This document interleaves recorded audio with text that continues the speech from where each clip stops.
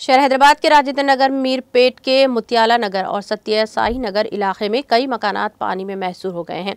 हालिया दिनों की बारिश के दौरान पाइपलाइन की खराबी की वजह से पानी मकानात में महसूर हो गए हैं। मकीनों ने अपनी मायूसी का इजहार करते हुए इल्जाम लगाया कि हुकाम सूरत हाल पर किसी भी किस्म के रद्द-ए-अमल में नाकाम रही। बारहा शिकायत के बावजूद मुकामी हुकाम की जानिब से इस मसले को हल करने के लिए कोई कार्रवाई नहीं की गई, जिससे मुतासरा खानदानों में काफ़ी परेशानी पाई जाती है। मुकामी अफराद ने मजीद जानी व माली नुकसान से बचने के लिए फौरी मदाखलत का मुतालबा किया।